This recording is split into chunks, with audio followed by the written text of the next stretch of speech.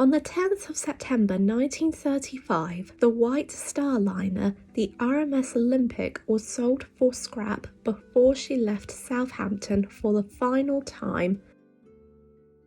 She would go on to sail to Jarrow, where she would be broken up to provide jobs in the town. Although all her fittings were auctioned off, there were a few records of the ship's lifeboats.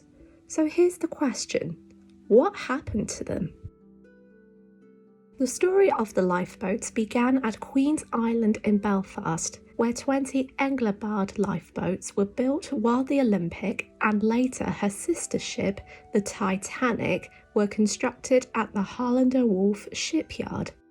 All lifeboats were built by Scottish boat builders McAllister and Son.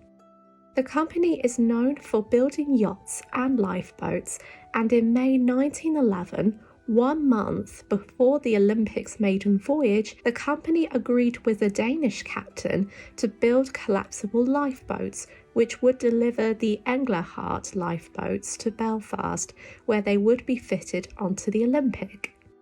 The design was supervised by Chief Ship's Draftsman Roderick Chisholm, who had worked at the shipyard for over 2 decades.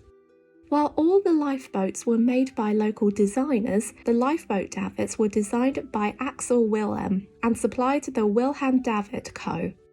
Wilhelm was a Swedish inventor and industrialist who owned his engineering firm. He was interested in davits, and it was because of his interest that he invented the Wilhelm davits, a series of quadrant davits for double-banked boats. In total, the Olympic had 14 regulation boats, 2 emergency cutters, and 4 collapsible lifeboats.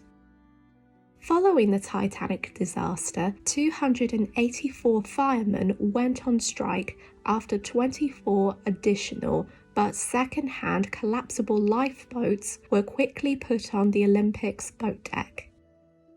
However, lifeboat tests took place at Spithead off the Isle of Wight before the ship resumed her normal transatlantic service.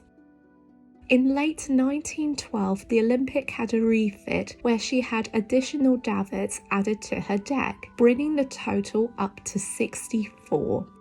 In 1914, the number went up to 68, and after the First World War, the size sank to 50 lifeboats, after the Olympic's original davits were replaced with 0 collapsible boats, 24 new nesting davits measuring between 26 and 30 feet in length, and 2 motor launches. When the Olympic travelled to Jarrow to be scrapped in October 1935, she was carrying 32 lifeboats.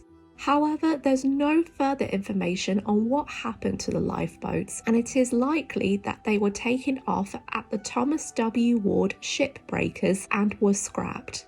This is the most likely theory, as they would have been unseaworthy.